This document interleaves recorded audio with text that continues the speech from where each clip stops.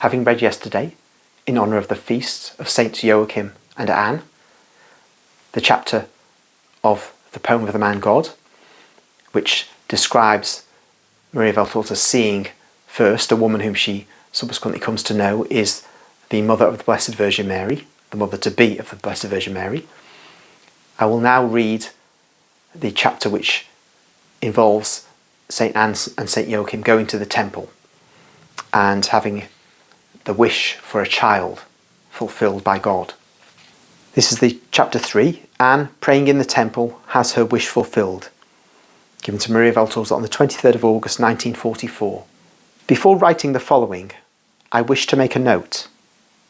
The house did not seem to me the well-known one of Nazareth. This is the house of St. Joachim and St. Anne. The location at least is quite different. Also, the orchard garden is larger, and beyond it fields can be seen. Not many, but they are there.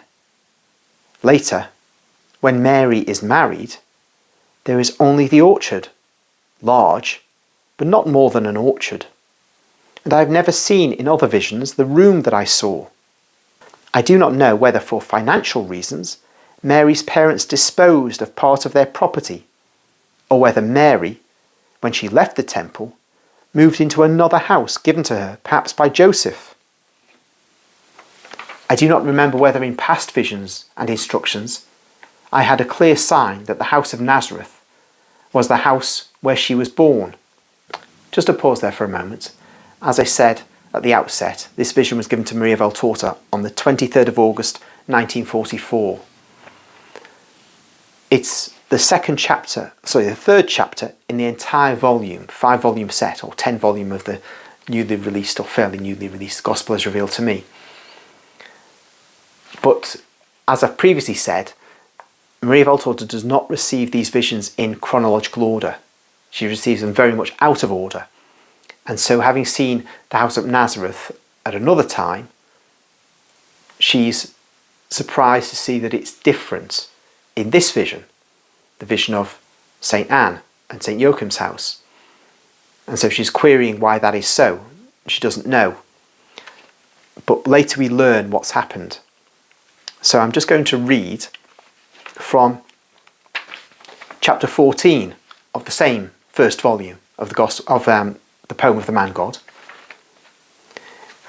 Joseph and Mary are married now, and Joseph is bringing Mary from the temple to Nazareth, and Saint Zacharias is there as well, with them on the way.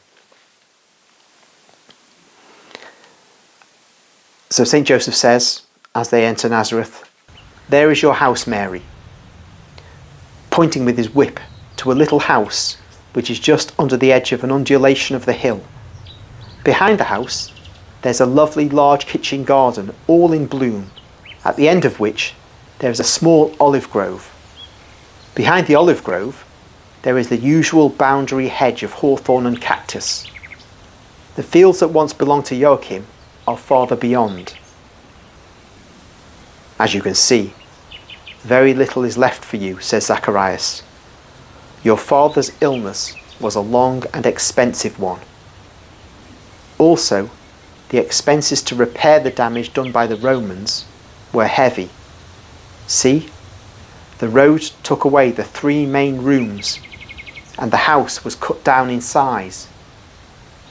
In order to enlarge it, without excessive expenses, a part of the mountain was adapted, where the grotto is. Joachim kept his supplies there, and Anne her looms. You will do as you think best. And that was given on the 6th of September 1944, that particular vision. So it's actually about a fortnight after the vision that I was reading at the outset of this video. So that shows why Maria Valtorta was confused, seeing the different appearance of the Nazareth house in this vision, and as she's seen it on other occasions. So continuing the narrative.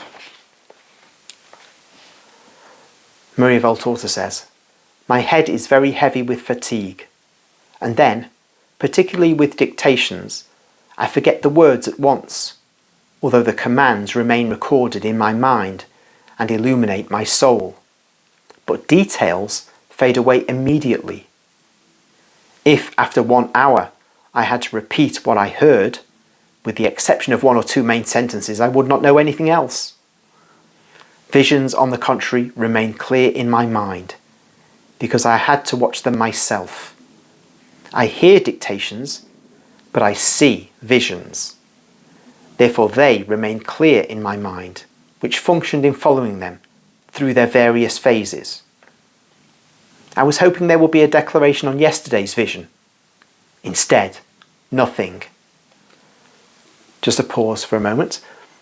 Yesterday's vision was the one I read yesterday, which was seeing St. Joachim and St. Anne in the house and the child Alphaeus. Maria Valtorta continues. I'm beginning to see, and I write. Outside the walls of Jerusalem, on the hills and among the olive trees, there is a large crowd. It looks like a large market, but there are no booths. There are no shouting charlatans or peddlers, no games. There are coarse wool tents, certainly proof against water, hanging on posts fixed to the ground, and tied to the posts there are green branches, providing both ornamental decoration and practical coolness. Other tents instead are made entirely of branches fixed to the ground and tied in ridge fashion, thus forming small green tunnels. Under each tent there are people of every age and condition, speaking quietly and earnestly, with the cry of a child breaking the quietness now and again. It is nightfall, and the lights of small oil lamps are glittering here and there throughout the odd camp. Around the lights, some families are taking their supper on the ground, the mothers holding their little ones in their laps. Many of these tired infants fall asleep, holding pieces of bread in their tiny pink fingers, while their small heads fall on their mother's breasts, like little chicks under hens. The mothers finish their meals as best they can, each with only one hand free, while the other hand is holding the child against her heart. Meanwhile, other families are not yet supping and are talking in the dimness of twilight, waiting for the food to be ready to eat. Small fires are lit here and there, and women are busy around them.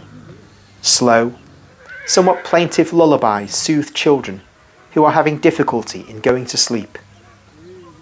High above is a beautiful clear sky, which is becoming a deeper and deeper blue, until it looks like an enormous black bluish soft velvet valerian.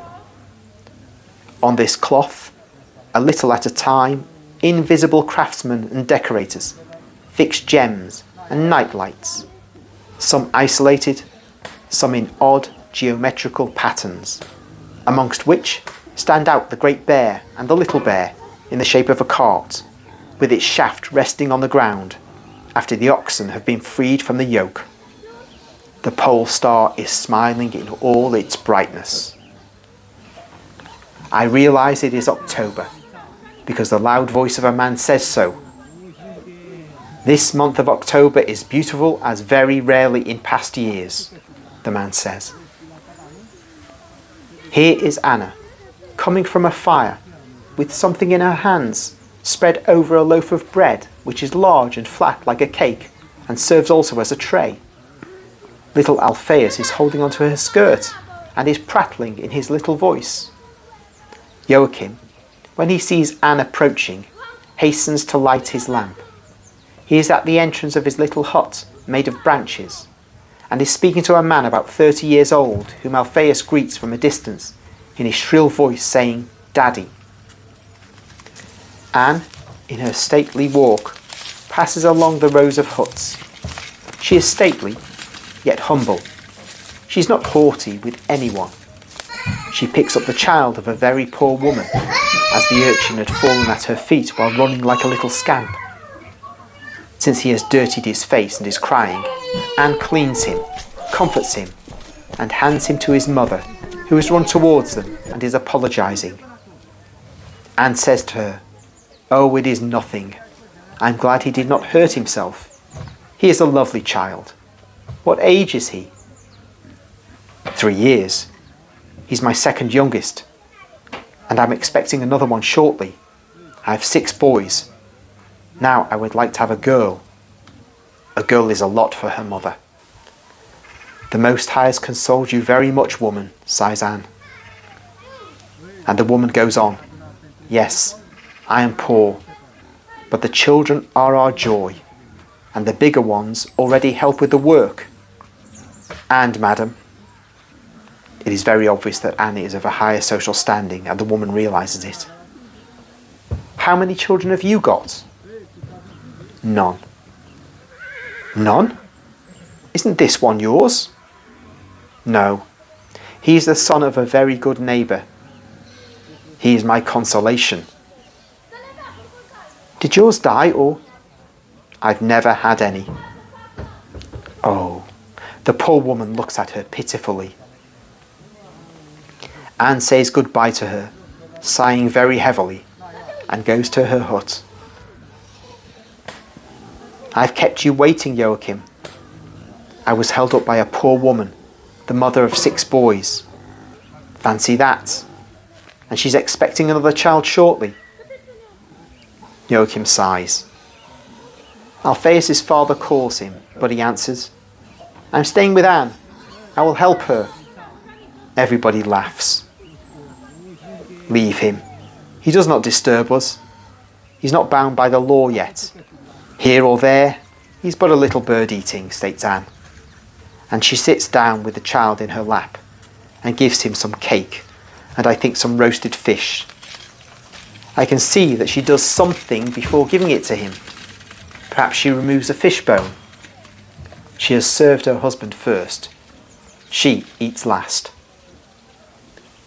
The night is more and more crowded with stars and the camp with lights. Then, little by little, many lights go out. They are the lamps of those who were the first to have supper and who now go to sleep. Also, the buzzing slowly decreases. No more children's voices are heard. Only some babies, still unweaned, raise their lamb-like little voices, seeking their mother's milk. The night blows her breath over places and people, and obliterates pains and memories, hopes and ill feelings. Nay, perhaps these last 2 survive in dreams, although alleviated by sleep. Anne says so to her husband, while lulling Alphaeus, who is falling asleep in her arms. "Last night, I dreamt that next year I will be coming to the holy city for 2 feasts instead of only 1. And 1 will be the offering of my creature to the temple. Oh, Joachim." "Do hope, Anne. Did you not perceive anything else? Did the Lord not whisper anything to your heart?" "Nothing. Only a dream." "Tomorrow is the last day of prayer," says Joachim. "All the offerings have already been made. But we will renew them again tomorrow, solemnly. We shall gain our favour from God by our faithful love. I always think that it will happen to you as it did to Anne of Elkanah." May God grant it. And I wish I had someone say to me now, "Go in peace. The God of Israel has granted the grace you asked for." Joachim says, "If the grace comes, your child will tell you, turning over for the first time in your womb. And it will be the voice of an innocent, therefore the voice of God." The camp is now silent, in darkness. Anne also takes Alphaeus to the adjoining hut and puts him on the bed near his little brothers who are already asleep. Then she lies down beside Joachim, and their lamp also goes out, one of the little stars on earth. More beautiful, the stars in the vault of heaven remain watching over mankind asleep.